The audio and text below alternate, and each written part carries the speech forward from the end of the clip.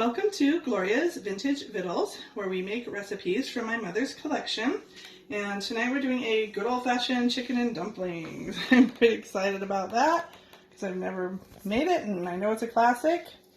Chuck said it's one of his favorites. It is. My mom made this and I loved it. All right, so it calls for a whole cut up chicken, and I usually just use 8 thighs because that's my favorite cut and I think it's about equivalent. And then we're going to be using some salt and pepper, some sliced onion, sliced celery, carrot sticks. I have these babies on hand, so I decided to just stick with those.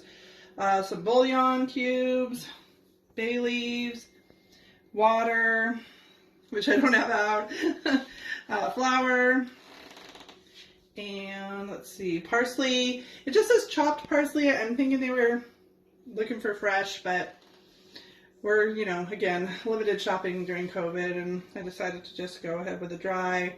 And then baking powder, mayonnaise. Kind of excited to find this new Best Foods canola because I really love Trader Joe's mayonnaise. Not a commercial, but I just do. And I think I finally realized what I don't like about other mayonnaises is that they're all made with soybean oil. So I kind of looked up if anybody was making a canola, and this Best Foods canola is the closest thing I found. So that's kind of a new addition to our pantry, and I thought I'd point that out. And then milk. As usual, you have about half and half because that's what we usually keep on hand because we usually eat low carb except for these recipe nights. So that's everything.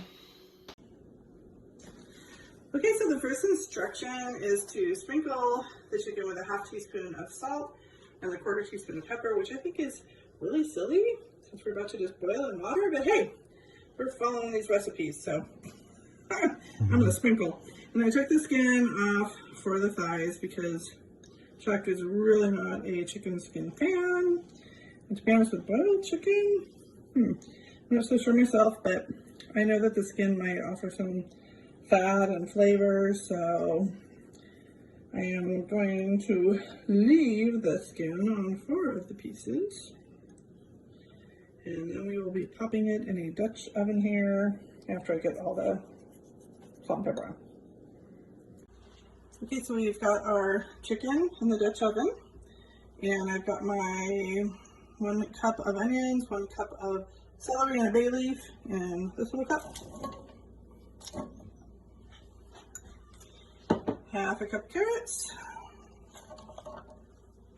2 bouillon cubes, and 5 cups of water that I pre-measured.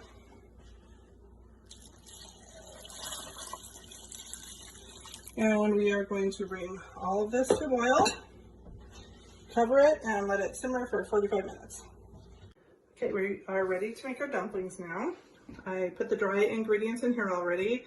2 cups of flour, 3 teaspoons of baking powder, 2 teaspoons of parsley because it's dry, and the other teaspoon of salt. And a partridge in a pear tree. And so this is 3/4 cups of milk. Oh, that is pretty full. We're gonna make this work. I chose this kind of smaller bowl and 1/3 cup of mayonnaise. I chose this kind of smaller bowl because I want it to be easy to get the scoops out kind of quickly, so that when we're getting down to the end that we can scoop the tablespoon scoops for the dumplings easily and it won't be too shallow. Okay, so I'm laughing at myself right now because I used this bowl thinking the batter was going to be liquidy because it's going to drop by tablespoonfuls. It's super sticky. So I'm not even using the tablespoon measures because I have a pretty good idea of what a tablespoon is. I'm just kind of rolling them in my hands and dropping them in. And I think I will enlist Chuck's help here in the interest of getting them all in at the right cook time. And once we have them all in, I will be right back. Sounds great. Okay, this is what they look like after the 10 minutes uncovered. They seem big to me, but I'm not really sure how big the dumplings are supposed to be. I think if I make this again, I'll start a little smaller because I think they're going to puff up even more.